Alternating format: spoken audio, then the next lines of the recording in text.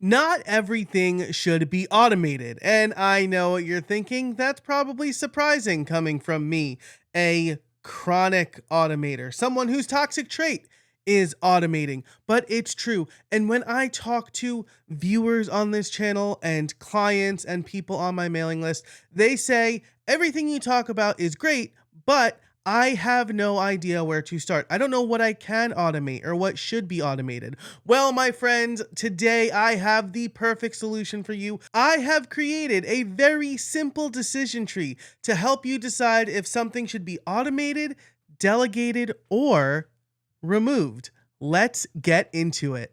Okay, so you can see the entire flowchart here. It's not super long, but we're gonna dig right into every piece of this. So let's scroll up to the top here. And first we have our very first and important decision. For each task, we're gonna walk through this. And so the first thing you need to ask yourself is, does this actually need to be done?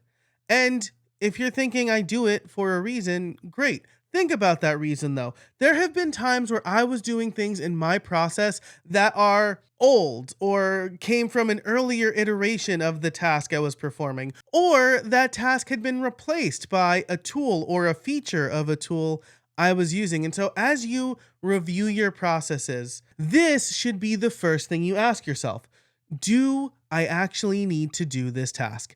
And if the answer is no, great, we're done.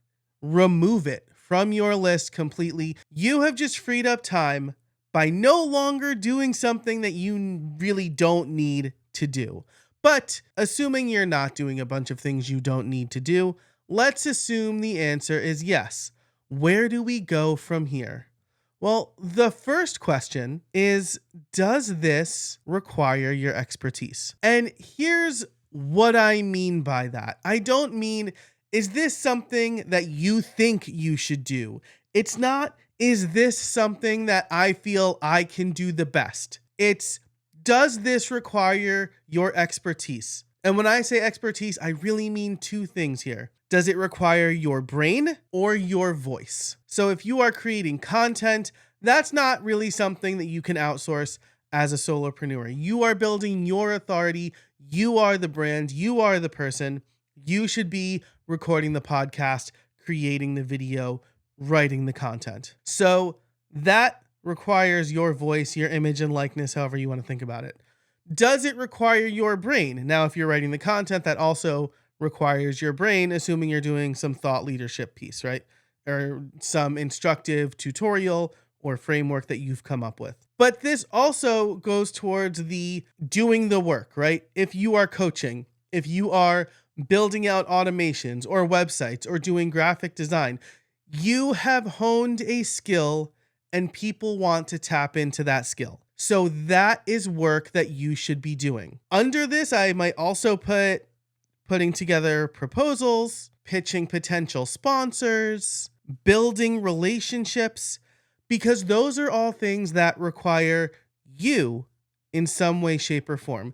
And this is especially important as a solopreneur, where we are the business. And even though we are the business, it doesn't mean we have to do everything, but this is the stuff that we should really put our time and effort into. So that's what I mean by expertise. If it requires your expertise, guess what? You do it. You have found a keeper. You have found a task that you should do. Everything else that filters lower than this should be taken off of your plate in the service of doing these tasks. I need you, as you do this evaluation, to be really honest with yourself, because you are going to come to a point where you're like, well, I can do this better than anybody else. And that's either going to not be true or not be important. So you really need to think about, what are the things that require my voice, my skill, my ability to build the relationship, and only keep those things. All right, now this is where it gets fun. We have filtered out tasks that we no longer need to do at all and tasks that only we can do. Everything else from here on out, we want to figure out one of two things. Is this a task that we can automate or delegate?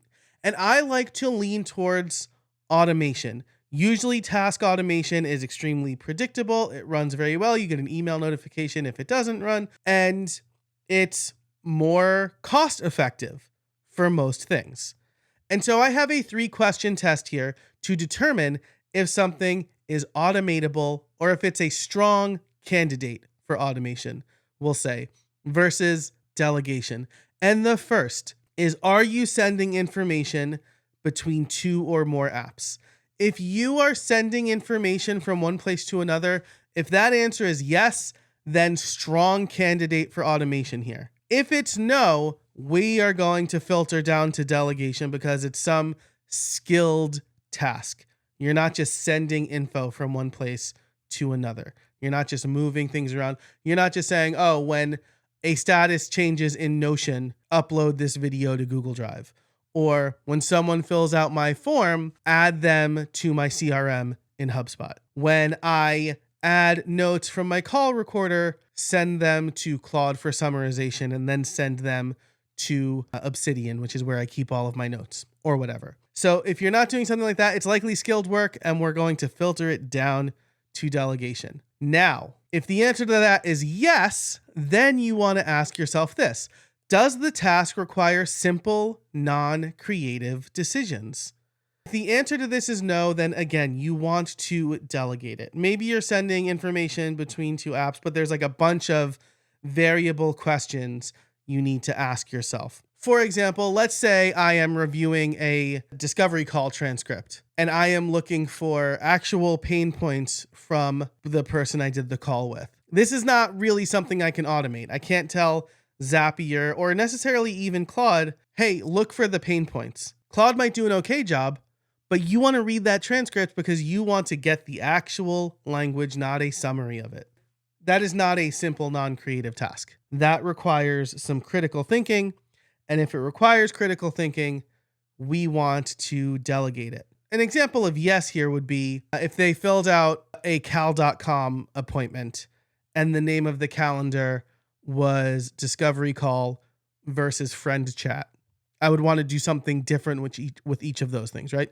With friend chat, I don't really want to do anything. With discovery call, I want to add them to my CRM. With Streamline Solopreneur interview, I want to add them to my podcast planner because we're recording an interview for the show.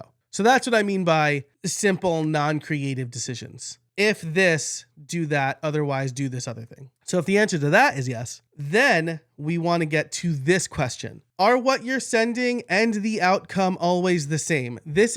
Are the inputs and outputs predictable? If they are, it's a great candidate for automation. That is a great thing for a computer to do. But if the output is going to be different, then you want to delegate it because you want a person looking over that output or creating that output. So that's what I mean by this. So an example of this could be I have my VA create a thumbnail for every podcast episode, the custom artwork. And I am sending data between apps. I'm sending a bunch of stuff from Notion to Canva. And it is more or less simple decision making, right? If the picture exists, create the thumbnail. But the output isn't always going to be the same because the headshot I get might look weird. I might not be using a headshot at all. I might be using just a graphic. The title and the words are going to have to change to fit properly. And so that's going to take some finesse from my VA. So that is a delegated task. The same thing goes with my YouTube thumbnails. Even more so, actually, because that requires more than just simple non-creative decision making. So my thumbnail designer takes my basic inputs, which come from Notion. I automate the delegation of the task to him, but then he takes it and actually creates what is hopefully a good YouTube thumbnail. So that's what I mean by, are the inputs and outputs always the same? We want predictability here when we are automating. So if the answer to all of those questions is yes, then you can automate. If the answer to any of those questions is no, then you want to delegate. And that's the decision tree we have here. So that's the entire flowchart. Zoom out so you can see the whole thing. But that's how we figure out what we can automate and delegate. Do we have to do this task? No, throw it away. Does it require our expertise? Yes, then we get to do it. Otherwise, if we're sending information between two or more apps and it requires simple, non-creative decision making and the inputs and outputs are predictable, then we can automate. Otherwise, we delegate. Now, I know what you're thinking. You're saying, this is great. This is wonderful. What if I don't remember this? What if I think of a task later and I need to walk through it? What if I just want some assistance in figuring this out? Well, I have put together an absolutely free tool for you. You don't even have to put in your email address to use it. It will ask you for it later after you get to use it, but you get all of the results without your email address. This is a simple implementation of that flowchart. You put in your task, you answer a few questions, and then it will tell you whether you should keep it, automate it, or delegate it. You can find this over at streamlined.fm/flowchart. I will have this in the description and pinned in the comments below, but you can use this to your heart's desire. Every task you think of, you can put it through this and see what you should be doing yourself versus what you should be automating or delegating. But that's it for this video. In it, you learned a simple framework for whether or not you should remove tasks, keep them, automate them, or delegate them. If you are interested in this sort of stuff, if you're thinking, I want to take more stuff off my plate, leave a comment below and tell me what's the number one problem that you want to remove from your plate, from your work, so that you can focus on the stuff that matters. Definitely check out that Flowchart app over at streamlined.fm/flowchart. If you liked this video, be sure to like and subscribe. And until next time, I hope you find some space in your week.